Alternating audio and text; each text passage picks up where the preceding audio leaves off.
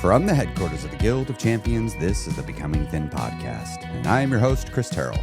And welcome to another week of your weight loss quest. How did this last week go for you, champion? What new challenges did you encounter? But more importantly, what failure did you go through, and what lesson did you get from that failure? Come on now, don't let a perfectly good failure go by without you getting your lesson. That's your reward for your troubles, after all. Now, if you're new here, I've lost 125 pounds myself after an entire adulthood of chronic yo-yo dieting. Up, down, up again.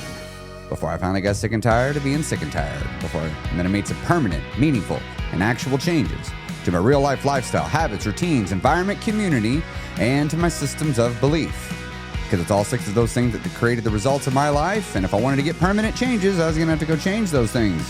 And now I'm here each week to help you make permanent, meaningful, and actual changes to your life as well, so that you can become thin, healthy, happy, and in shape.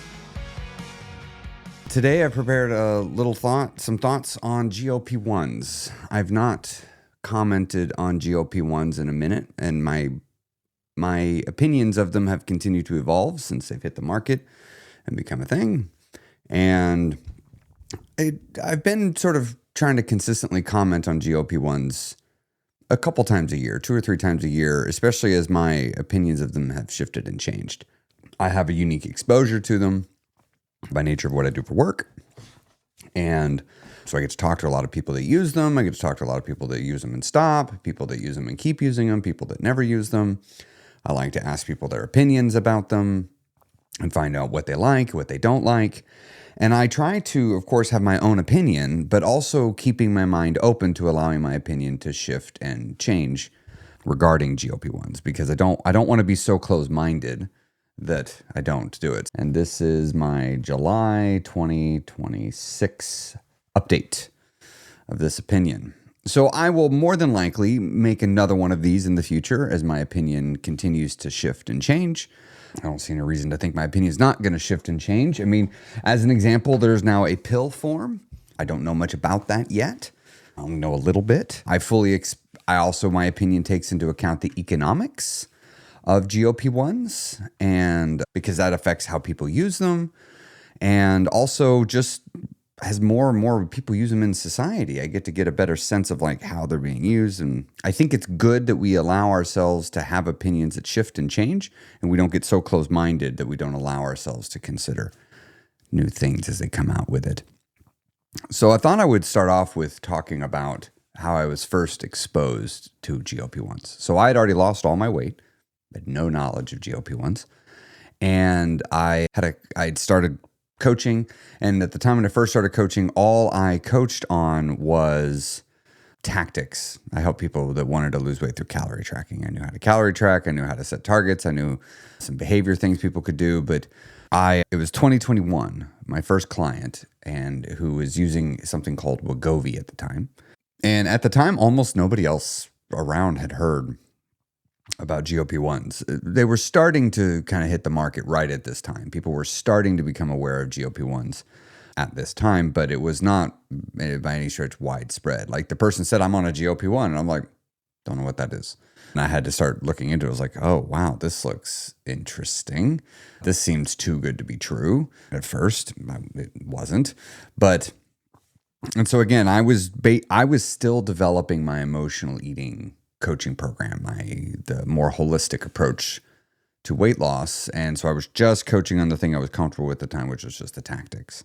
And I noticed that the client, by the way, if you see me looking down, it's because I got my notes. I want to make sure I cover everything. But I noticed the client easily ate less than the calories that were assigned. So the person, we would work together, I would teach him how to come up with a calorie target that puts him at a moderate calorie deficit. And the person was usually coming in well below that. And I'm like, are you hungry? They're like, no, not really. And I was like, wow, this is crazy. The person's like, just not hungry at all. Like, not even a little bit. It's like, it's really easy. And I just remember thinking like, okay, well, this is kind of wild. I've not experienced this yet. And I just really kind of just felt like I didn't really have much value to add to the person, because I was like, well, we don't even really need to set calorie targets, because like you're just listening to your body and you're coming in well below and actually eating at a pretty big calorie deficit. Actually, I thought it was too big. I was some person like, I think you should eat more food. It seems too low. But I mean, I guess if I had to put it simply, it was pretty amazing at how well it worked for the person. And then I started having more clients I was working with starting to use it. Now, at the time, it was very expensive and insurance wasn't covering it for a lot of people, most people.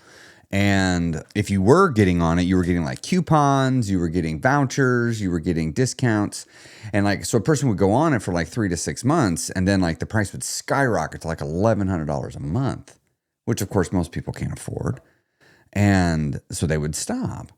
And what I started noticing was after they went off of it, the person would describe a return of hunger. Now the people of the world tend to call it food noise. They started noticing the food noise come back, and they would say like it comes back with a vengeance. Now, what I don't know, I have a hypothesis, is that I don't actually think it comes back stronger than before. I think there's just an extreme contrast. I think it went from like there was a certain level of food noise a person was used to, and then it was gone. They got used to it being gone. And then when it came back, they now realize like, wow, I don't think I realized just how much hunger food thoughts there were in my head. And so I think a person thinks it comes back worse, but I don't think it does. I just have anecdotal exposure to talking to people about it. And I've been kind of creating this hypothesis. I'm like, I don't know that it's extreme. Haven't tested that yet and haven't seen any. I have not come across any studies looking into that yet. But the one thing that was consistent is when a person would go off of it, the food noise would come back. We'll just go ahead and say food noise, but just mental preoccupation with food. But we got to remember, food noise is two things. It's like I start eating and then I have to stop eating. And so with a person on a GLP-1, like they would get hungry and start eating, but they would get that satiated, I don't want food feeling really fast. So they could push food away because they just didn't want it anymore. And so like one of the things that I work with people on is part of my coaching is learning how to push food away when you still want to keep eating it. Like that's a really essential thing to know how to do. But if you don't ever want to keep eating, you can't ever practice that feeling. And there's just one example, but essentially when a person was on a GLP-1, they were getting zero practice of interacting with food with more normal hunger cues and signals. And a lot of times a person was thinking their hunger cues are normal or abnormally high when actually they're not. And so it was just one of these things. It's like, okay, they didn't know what to do with food in the presence of the feelings of wanting to eat. And so when a person would go off the medication, like every single person I've worked with, when they go off of it, they immediately gain weight back. And it's not because their metabolism changed, not at all. It's because they didn't know how to handle it and they started eating more. They just started eating more. And like that was a major part of it. I would notice that when clients would go off of it, their hunger would come back and they would immediately start eating. Like I've had multiple clients when they come off of it, they gain back like 10, 15 pounds in a matter of weeks. And it's not just water weight. Like they describe like this insatiable hunger. But I'm like, yeah, but I get to work with people that aren't on GLP-1s in the beginning, and their description, and when we do hunger studies, their description of their food noise sounds exactly the same as a person coming off a GLP-1. It does not seem any different. And that's the thing that's really important to know. It is not any different. It's not any different sounding to me when I talk to a person, like the levels of intensity, the kinds of vocabulary they're using, the way they feel like they need to act. That's why I don't think it is actually more intense than before. I think there's just more conscious awareness of paying attention to it. But that being neither here nor there, the thing that is completely true is the food noise comes back and a person doesn't know what to do with it. And they have had no practice dealing with food noise. They haven't done any work with it. Now, the other things that I've noticed with those that go on GLP-1s is many people now don't make the lifestyle changes that would result in a more sustained weight loss over time and that also provide the health benefits. So for anybody that's new here, for my programs and the way I approach things is I'm seeking to help everybody accomplish what I call the core 4 goals, which is becoming thin, healthy, happy, and in shape. My objective is to help everybody I work with accomplish all 4 of these: thin, healthy, happy, and in shape. A lot of people, like when they say like, well, I don't want to be thin, I want to be healthy. I'm like, okay, well, fine, but that's not the same thing. A lot of people, they want to say healthy, but they mean thin. And a lot of people say thin, but they mean healthy. And I'm like, well, no, let's just split those up. They're two different things, right? And then we have happy and we have in shape. And the reason why that's important to mention is a lot of people go on a GLP-1, and a GLP-1 helps a person become thin. A GLP-1 does not help a person become healthy. It does not help a person become happy, and it does not help a person become in shape. Because trust me, the novelty of being thin wears off. Does losing weight make you happy? Sure, for a little bit, but it's not a lasting, permanent happiness. It's like saying money's going to make you happy. Money is not going to provide you long-term lasting happiness. It doesn't work that way. And so, but a GLP-1 could 100% make you become thin. Yeah, and it can do that, and it can give you that long-term very effectively.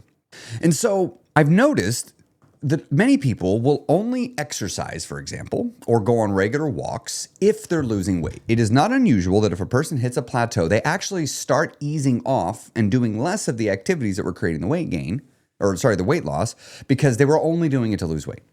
That was the sole motivator for doing it, to lose weight. Right? And so if a person's like, well, hey, I can lose weight and I don't need to do any exercise, why would I start exercising? Because I don't like exercise, and I'm only going to exercise if it's going to make me thin. And if I don't need to exercise to be thin, why would I start exercising? And I see people do this a lot. A lot. It's actually a chronic problem with people that are going on GLP-1s is they don't exercise. Why would they? They don't need to. They do need to for the other three goals, but not to become thin. And the thing about a GLP-1 is what it reveals to many people is many people actually want to be thin. They just don't want to say it. They just don't want to say it. They don't want to say it. And so they try to convince themselves they're happy being big when they're not. And the thing is, I'm like, your size has nothing to do with your happiness. But, it is connected. It is integrated. They do affect each other. And so, but a person goes on a GLP-1 like, oh, well, I can be thin. Now everything's going to be better. And so that's the other thing I've noticed is like they think it's like that somehow it's going to just fix all their problems in life. And it's not. And the thing is, like, one of the integral parts of my programs and how I approach weight management is we have to learn to like exercise. Like, learning to like exercise is important. Like, I don't know any in shape people that don't exercise. Every in shape person I know exercises to various types of exercise, but they do it regularly, ongoing, forever.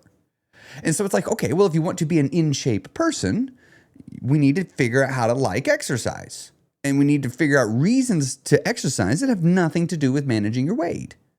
Because if you only exercise to manage your weight, you're not going to it's too hard to keep exercising. And so GLP-1 doesn't kind of force a person to do that. Much like a GLP-1, when you go on a GLP-1, it doesn't force a person to learn how to listen to their hunger. It doesn't force a person to learn how to be around food while being hungry. It doesn't force them to do that. And so because of that, it makes it where people don't. So it doesn't compel a person to exercise, so they don't. Creating other problems, which we'll talk about in a minute. Same thing happens with walking. A lot of people go on GLP-1s and they don't need to walk. They don't need to go on walks. Well, a person on the other side of your journeys, I tell everybody, is you need to have a walking habit and an exercise habit. That's why I really draw a stake, put a line in the sand that walking is not exercise. Walking is walking. You need to walk and you need to exercise. Can you make walking exercise? Yes. Yes, you can. But walking is not exercise. Walking is walking. It is neat movement. Walking is more important than exercise. Much more important than exercise. But you need both. You need both.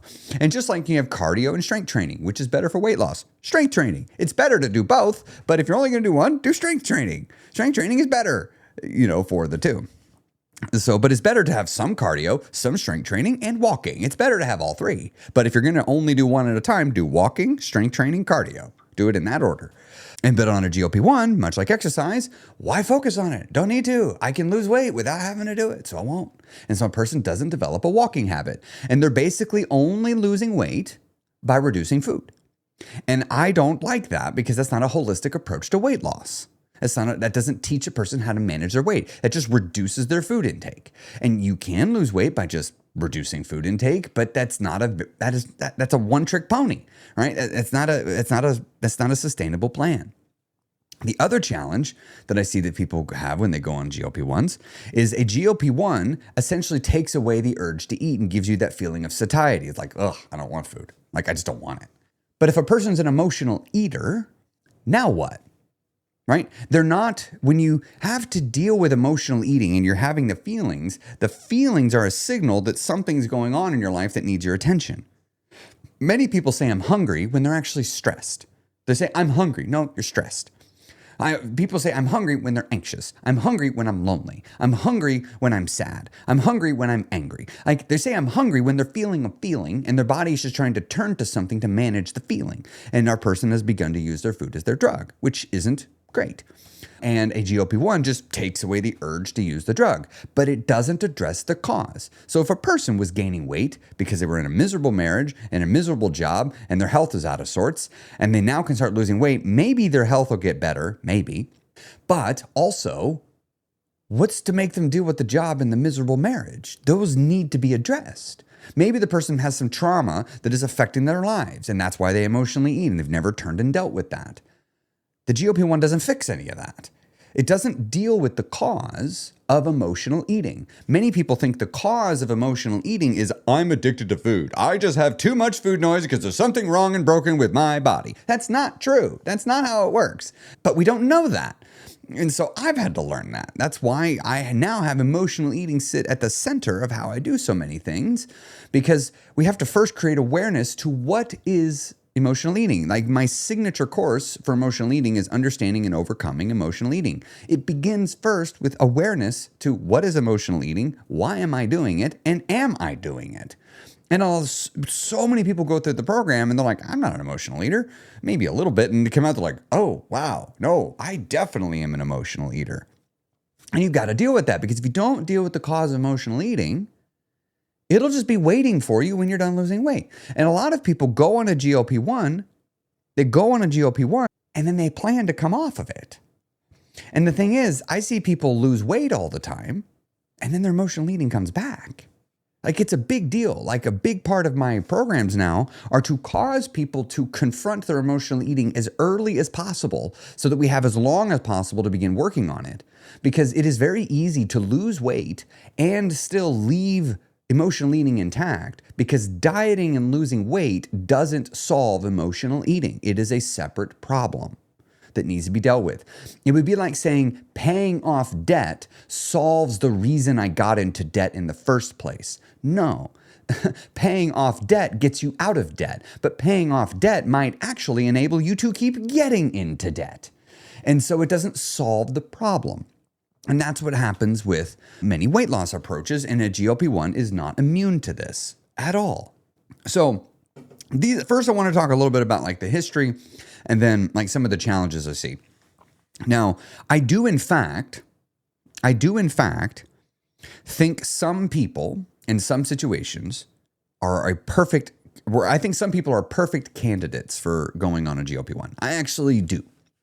I have recommended to people to use them multiple times, where I'm like, I think you should use a GLP-1. I've had many a person on a GLP-1, and they have this shame about it, and we talk about it. I'm like, no, I think it's the right move. Like, in my opinion, I think you're doing the right thing. I've also had people where I've told them, I'm like, I don't think you should. I'm like, I don't think you, because I don't think you, I'm going to get into it, but I don't think you've done the things that might make a difference. I think you're taking a shortcut. The thing is, some people are taking a shortcut, and we're going to talk about it. GLP-1 is a shortcut for a certain thing. It is.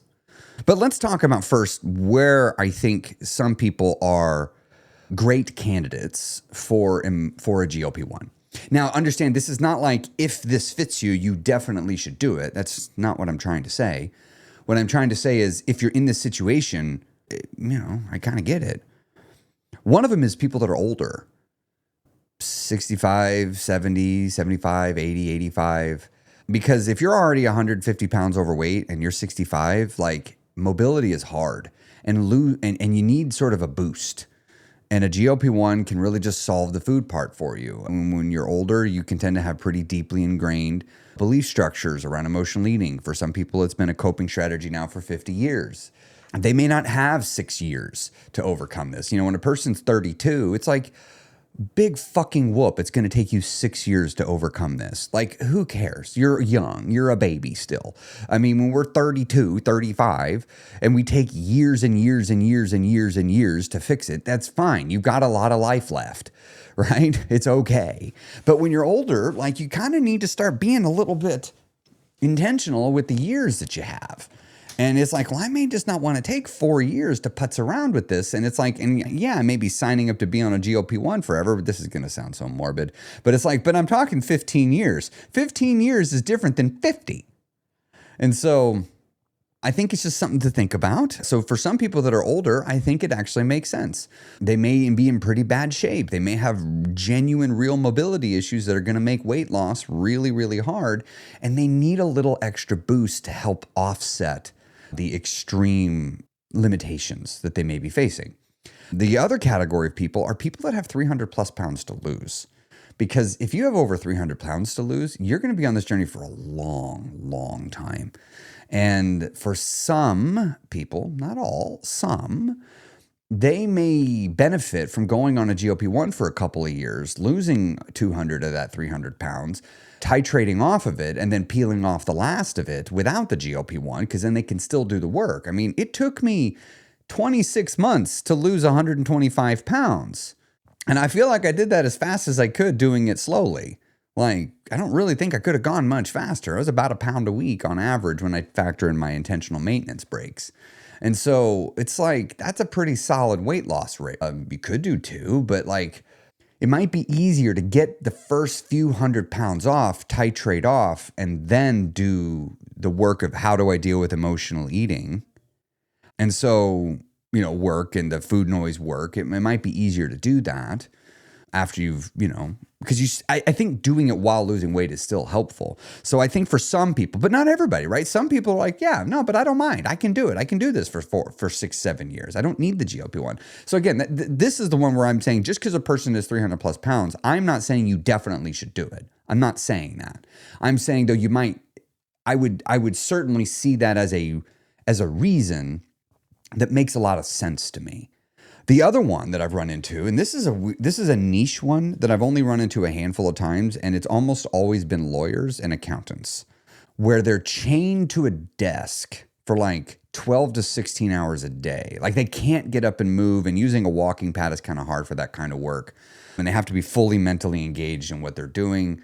Gosh, like that's hard. Like I've had several clients, like they've had jobs that require them to work a ton of hours, like where I've even told them, like point blank, I'm like, look, I don't know how you're going to lose the weight with this lifestyle. Like, I just don't know how you're going to do it. Like, you sit too much. Because between sitting and sleeping, you only have like 2 hours a day of mobility. That's not enough. I mean, you can only solve this with food. And that is hard to do when you're just sitting still, idle. And so I think for some people, and like, for example, I'm thinking of a few people that were lawyers, they have no choice. They have to do this career. They have $300,000, $200,000 in student loans. You have to have a job that commands an income that can pay that back. And so in that case, I'm like, yeah, I mean, it sort of sucks, but like, I don't know. You might have to use a GLP-1 to help give you that boost. That's very possible. And the other, before we go to the other reasons why I think a person might benefit from a GLP-1, let's take a look at the comments and see if anybody else has chimed in about the GLP-1s. Let me see here. For me, I don't like the idea of being subscribed to a thing in order to lose weight, but if it helps others, I have no judgment. Yeah. I mean, I do think that we have to think of it. I mean, yeah. I mean, that makes a lot of sense. And I think it's always going to be a deeply personal decision that a person's going to make. Let's see. Yes, part of the struggle is also the chair-to-chair lifestyle as well as the food. Walking has helped me lose weight so much easier. Yeah, we've got to break that chair-to-chair lifestyle because that contributes to the weight gain. And a GLP-1 doesn't make a person magically want to go move more. It just doesn't do that. Let's see. I didn't think I was an emotional eater that much until I gained 15 pounds in 3 months after an extremely stressful work situation. After successfully losing 80 pounds, so I agree with the emotional eating part. Yeah, this is very normal. A lot of people, that is emotional eating. If you get real stressed and you gain 15 pounds, there's emotional eating or emotional sitting or both that are coming up there. So a couple other situations where I think a person might be a great candidate for GLP-1s, in my personal opinion. It's those with additional conditions or factors that outweigh the benefits of going slow. So I'm a big proponent of losing weight slowly and steadily. Like, I think 30 to 40 pounds in a single year is a solid year, just a rock solid kick-ass year. Like, that is a great year. But that means if a person needs to lose 150, 200 pounds, like, they may be losing weight for 4 years. I don't think that's actually really healthy to do that. There's a lot of benefits to going that slow. But what if there's another factor? Like, let's say a person, let me think of one that I've seen a couple times recently. A female getting a little bit older and they're wanting to get pregnant and their weight is a contributing factor. And so they're actually fighting against a biological clock. And they're like, I can't afford to take 4 or 5 years. Like, I can't afford major setbacks. I need to get this consistency. Okay, I kind of get it, right? Maybe there's a surgery a person needs and like, I have to lose weight. Like, this surgery, like maybe I need a knee replacement surgery. Well, that knee replacement surgery is going to help the person be more mobile, but they can't get the knee replacement surgery until they lose weight, but they're not mobile, so they need that help. Like, the benefits of going slow are kind of outweighed by the benefits of getting the surgery. And so, okay, go on the GLP-1, right? And so I can think of, there's several different types of situations where the benefits of losing the weight quickly or without any setbacks just far outweigh the benefits of going slow. But going slow is really important. I think for the majority of people, going slow is better to do that. I also think there's another group of people that have another condition that is complicating weight loss, maybe an autoimmune condition. And I've seen this where it makes it tremendously difficult. I'm not saying that you need to for sure. I've seen also many people in these situations are like, I'm just going to lose weight slow, and that's okay. Because even with these other factors, you usually can lose weight. It's just going to be slow. So the other condition where I think it makes sense to go on a GLP-1 is when a person has done all the basics. They are exercising, they're walking, they're dealing with their food, they're making the lifestyle shifts, and they're still experiencing major setbacks. I have worked with some people whose emotional eating runs really deep. It is beyond so I think of emotional eating as a spectrum. You have very benign forms like mindless eating, boredom eating. That's not usually what makes a person 200 pounds overweight, 150 pounds. To the very extreme other ends where you have like binge eating disorder, where it's an actual disorder. But there's this very problematic middle where it's not necessarily a disorder, but is very problematic. I'm talking about people where it slants even closer to the disorder spectrum, where there's some real mental health things. And so this is where they may need that extra boost. And so here's where I think of GLP-1s much in the same way I think of mental health medication. So I take now 2 medications, but like I've been on Adderall off and on for since I was 25, 25, I think 25. So I'm 41, right? Yeah, I'm 41, 40. I forgot how old I am. Am I 41 or 40? One or the other. So I have not taken Adderall all the time. Currently I do. But what I find is I take Adderall once I'm doing the basics, or if my symptoms are becoming so disruptive that I can't get the basics under control. I don't take the medication at the expense of the basics. There's a lot of basic life management things that can keep my ADHD tendencies where I can work through them. But sometimes I'm working extremely hard just to be at a neurotypical baseline. And that's just taxing to do. And I'm now on an SSRI. That's a new thing. And same thing. Like, I'm already doing all the basics.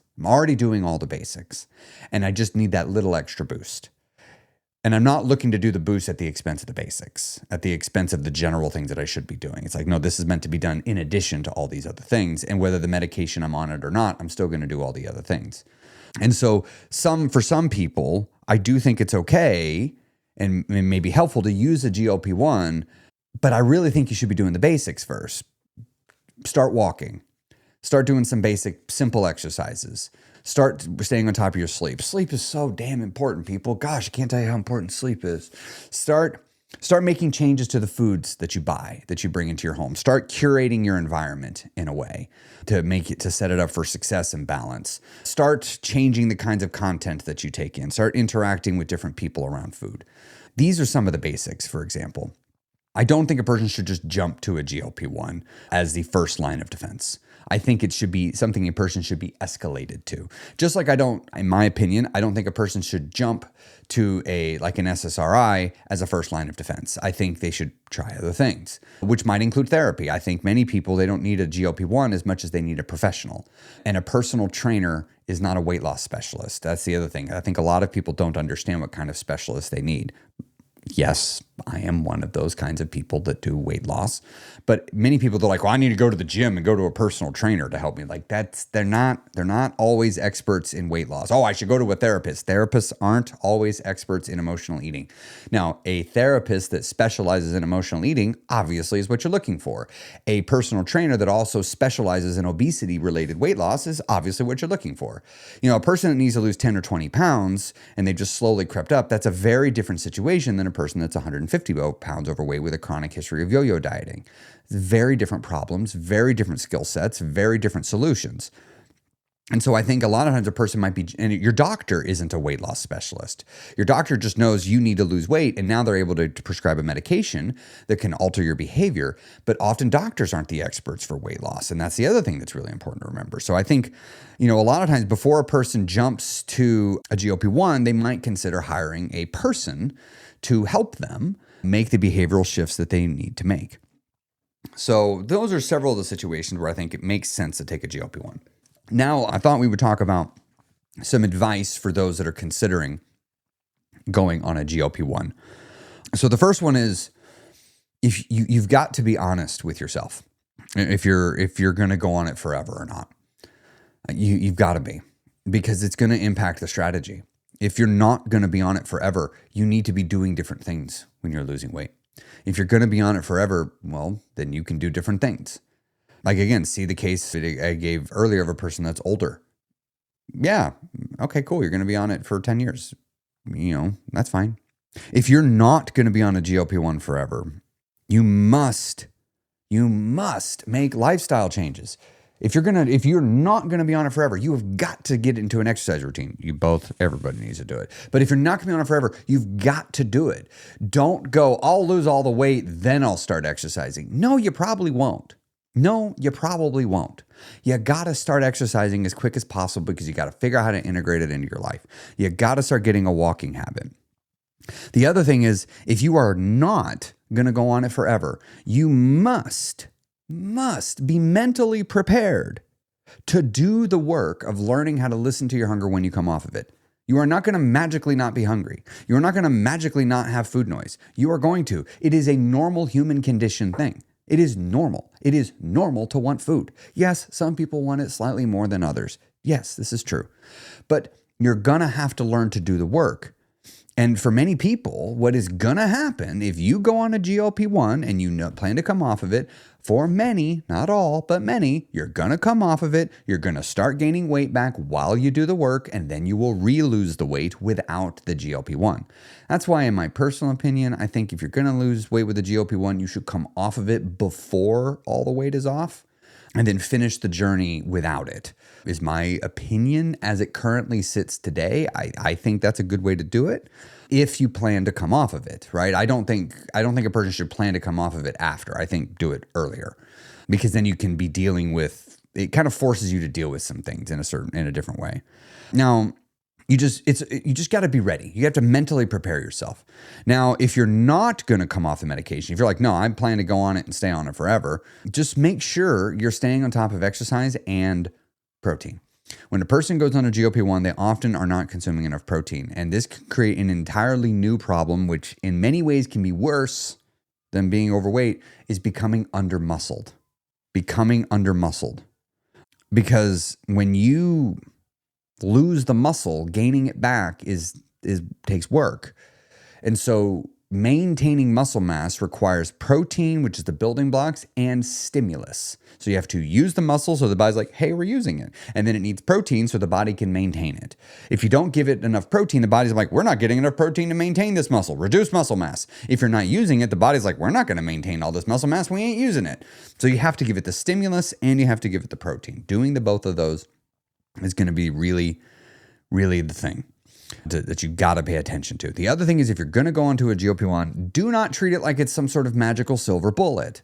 It isn't. It is not a silver bullet. It is not going to solve everything. It is not. But on the flip side of that, it 100% is a shortcut when it comes to dealing with hunger. GLP-1s are 100% a shortcut. It is the easy way when you're dealing with hunger because it just takes the fight away. You just don't have to do it. It's just not a fight. It is not a struggle. It is not anything you have to learn and work through. It's like going on testosterone. Easy to gain muscle with testosterone. Super easy. It is not the same thing as it'd be like comparing a person who is lifting weights, person who's on testosterone and a person who isn't. It is not a fair comparison. It is a shortcut. It is. You still have to lift weights. You still have to eat protein. You still have to get sleep. You still have to recover. You still have to train. You still got to do all the same things as the person not on testosterone. You just get this extra boost. And so with a GLP-1, you still got to eat less. You still got to, stay into that calorie deficit. You just don't have to worry about hunger. You don't have to deal with it at all. You don't got to focus on it at all. If you want to get healthy, you still got to make changes and eat healthy, to improve your health. If you want to get in shape, you still got to go work out. If you still want to maintain the weight, you still got to make permanent lifestyle shifts. But a GLP-1, you won't be hungry. And you didn't have to learn how to manage your hunger. There's just no hunger to manage, right? You just don't have to manage it. So those are some of my thoughts on a GLP-1. For anybody considering joining my programs, whether you're on a GLP-1 or not, they work because we work on everything holistically. But it does make it difficult to work on the hunger thing. Like, for example, my free program, my Kickstart program, is based in learning to listen to your hunger. That's what this is based in. And so if you're wanting to learn to lose weight and you don't want to use a GLP-1 and you want to jumpstart the work of listening to your hunger, or maybe you're coming off of a GLP-1 and you want to start the work of listening to your hunger, you can head on over to becomingthin.com. You can take the free course and you can get a taste of what that's like. Tell me in the comments down below what your thoughts are about GLP-1s, if you're using them, what made you decide to, if you're not, what's making you not. I think the biggest thing to remember is there's no right or wrong universally. You have to make your own decisions. My biggest thing is I want everybody that's using them to be making an informed decision. That's the most important part to me. Be informed on whatever decision it is that you're going to make. All right. Have a great day. And I will see you all next week. Bye.